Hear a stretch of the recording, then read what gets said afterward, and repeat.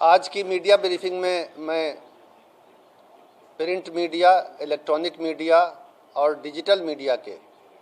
सभी प्रतिनिधियों का स्वागत करता हूं और उनका धन्यवाद ज्ञापन करता हूं कि आप इस ब्रीफिंग के लिए समय निकाल कर आए।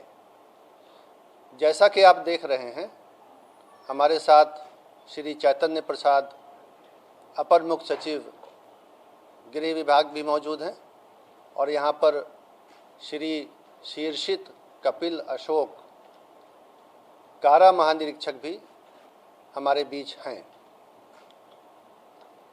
जो विषय है वो आजीवन कारावास पाए हुए बंदियों को नियम के अनुसार परिहार देते हुए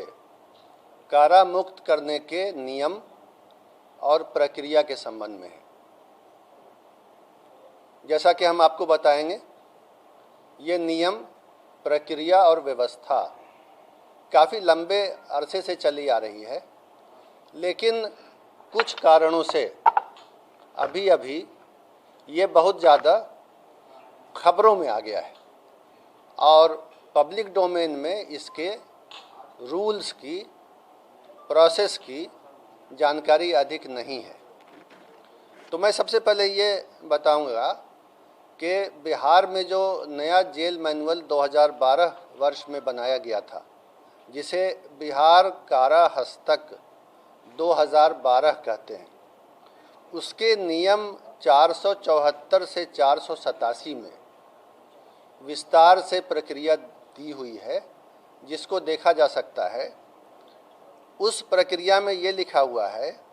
कि जो लोग आजीवन कारावास की सज़ा पा करके जेल में दाखिल हुए,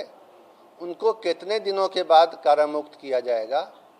और किस तरीके से किया जाएगा। और उसमें जो बुनियादी बात है, सबसे पहली बात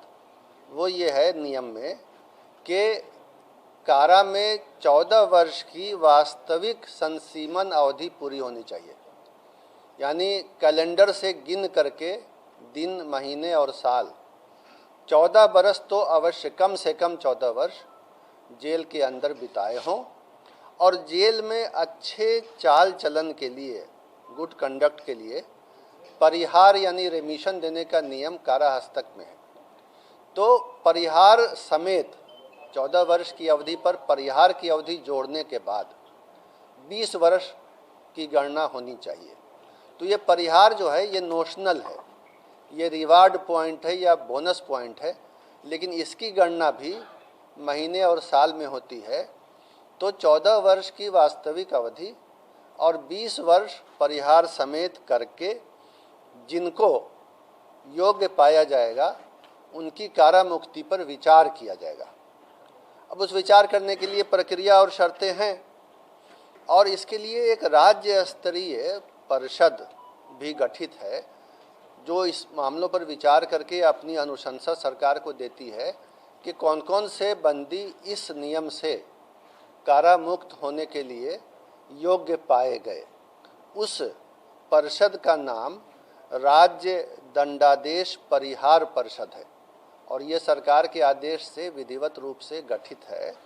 इसके अध्यक्ष अपर मुख्य सचिव गृह विभाग होते हैं और कई अधिकारी इसके सदस्य होते हैं और उन अधिकारियों में 2 न्यायिक सदस्य भी हैं, जुडिशियल मेंबर, जो डिस्ट्रिक्ट जुडिशियरी के बहुत सीनियर अधिकारी होते हैं। सामान्यतः अभी की व्यवस्था में डिस्ट्रिक्ट जज जो पटना के हैं और बिहार सरकार के विधि सचिव जो खुद भी डिस्ट्रिक्ट जज होते हैं, ये इसके मेंबर हैं। तो कहने का मतलब ये है कि ये परिषद जो है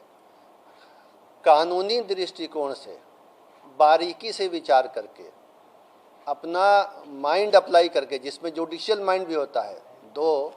विद्वान जजों का भी उसमें विचारण और मंतव्य शामिल होता है, उसके बाद ही कारा मुक्त करने का प्रस्ताव गठित करती है, जिस पर सरकार का आदेश लिया जाता है। पिछले 6 सालों में अब तक 22 बैठकें इस परिषद की हो चुकी हैं इसी विषय पर, ऐसे ही बंदियों को छोड़ने के लिए, और 22 बैठकों में 1161 बंदियों को छोड़ने की बात पर निर्णय लेने हेतु विचार किया गया। उसमें ज़िले के एसपी से, प्रोबेशन ऑफिसर से और ट्रायल कोर्ट के जज से भी रिपोर्ट मंगाई जाती है। कुछ रिपोर्टें कारा मुक्ति के फेवर में होती हैं, कुछ कारा मुक्ति के फेवर में नहीं होती हैं रिपोर्टें। तो अब तक जो पिछले 6 सालों में 22 बैठकों में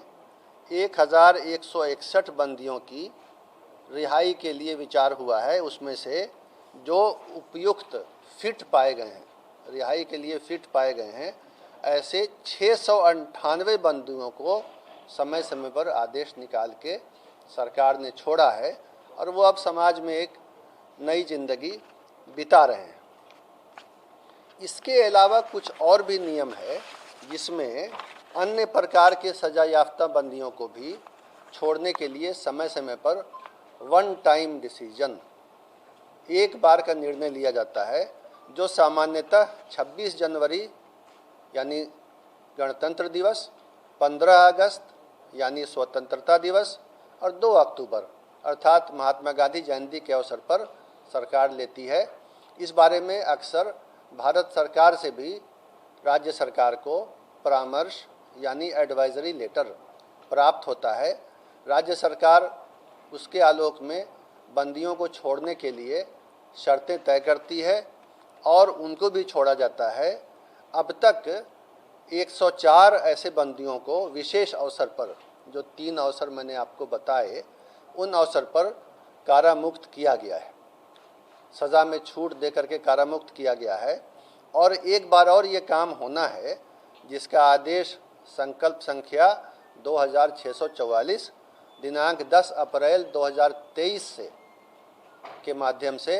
गृह विभाग ने निर्गत किया है और उसके अंतर्गत बंदियों की पहचान की जा रही है कि एक बारगी उपाय के तहत 10 वर्ष तक की सज़ा पाए हुए, ये आजीवन कारावास नहीं है, 10 वर्ष या उससे कम की सज़ा पाए हुए बंदी जो प्रथम बार अपराध कारित किए हों, इसके पहले दूसरा कोई अपराध नहीं किए हों, और जिन्होंने कारावास की अवधि के दौरान लगातार अच्छा आचरण बनाए रखा है, उनको प्राप्त सज़ा की अवधि की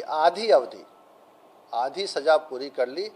तो उसको समय पूर्व छोड़ने के लिए सरकार निर्णय लेगी। ये पहचान, ये प्रक्रिया चल रही है। ये सारी प्रक्रियाएं जो हैं, जो मैंने 2 तरह की प्रक्रिया आपको बताई, परिहार परिषद जो राज्य दंडादेश परिहार परिषद है उसके द्वारा जो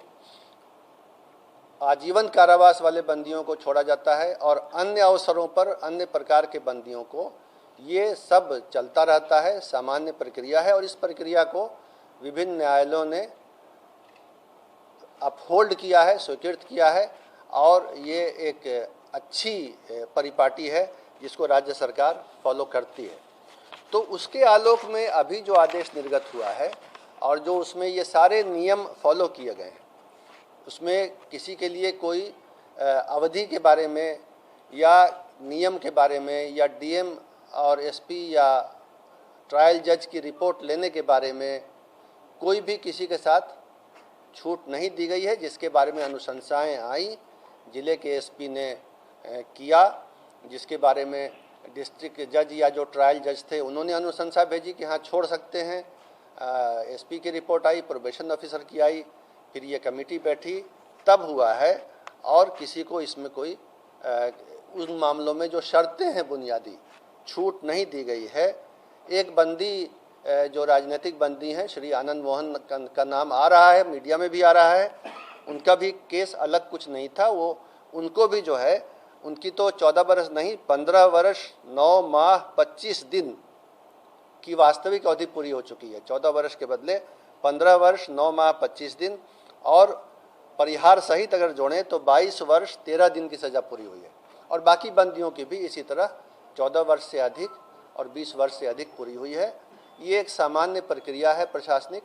और पहले से चली आ रही है और इसमें किसी तरह का कुछ नियम के पालन में कोई कमी नहीं की गई है। यही बातें आपको बतानी थी और आपने इसको धैर्य के साथ सुना, इसके लिए मैं आपको धन्यवाद देता हूँ।